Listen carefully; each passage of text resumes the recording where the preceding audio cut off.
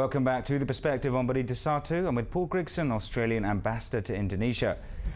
Paul, what are your priorities during your time here? We've mentioned one, to do with exports and promoting links. What are the others? So we've talked about business, we've talked about education, we've talked about social media. What I would like to achieve while I'm here is a greater recognition in both countries of the work that is being done in the contemporary art space and in the IT space. I think Indonesia is replete with entrepreneurs in this area, pop-ups everywhere you go, very clever apps being developed here, some terrific digital art. Similarly in Australia, there's the same sort of industry developing. I'm very keen to bring them together.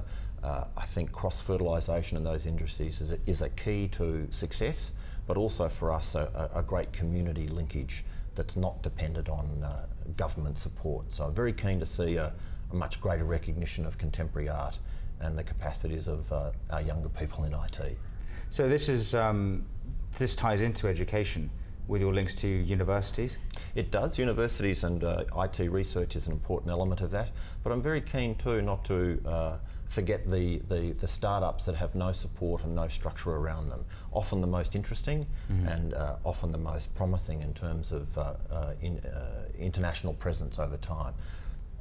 Big community in Yogyakarta, big community in Jakarta working on that. Similarly in many cities in Australia, Brisbane, Sydney, Melbourne. So I'm very keen to find ways to bring them together. We've spoken a lot about community linkage. There's a common perception which I suppose, like most things to a degree, is true, that Australia's perception of Indonesia is often doesn't really extend beyond Bali, the resort island. What can you try to bridge that gap? I think there is that has some basis. I wouldn't overstate it though. I think within universities, for instance, there's very strong recognition of the importance of other parts of Indonesia, particularly with student exchanges and academic exchanges. One of my minister's projects is the New Colombo plan, where we bring more Australians to Indonesia to study in universities, to do internships. That's been very successful. I was very pleased to see that when you apply for that program, you can choose the country that you apply for. Indonesia was the most popular by far, which I think is a very good sign.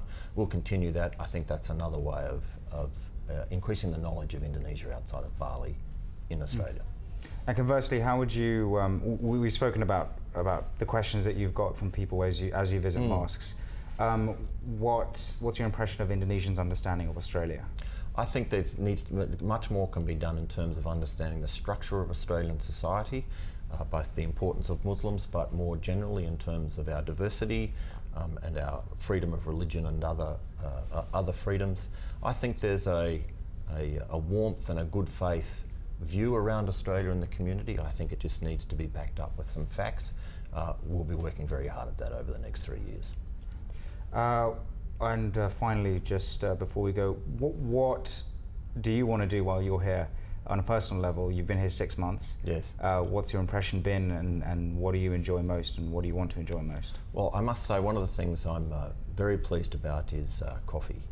I, like many Australians, am a caffeine addict, and like many Australians are, shall we say, a coffee snob. But I've been very taken by the quality of Indonesian coffee that I find as I go about. So I'm interested in that from a personal sense, but also because I think it's a sign of growing Indonesian quality in the middle class and the services they expect, which over time will help in other areas such as tourism. Okay. Anything you'd like to add? No, I think it's been a great conversation this morning. I have to say, I've enjoyed my time in Indonesia over the past 6 months, but the time I've enjoyed most is actually the Ramadan period, because the Buka Puasa celebrations have a feel of Australia and the end of the year holiday to them, so I recognise it and enjoy it very much.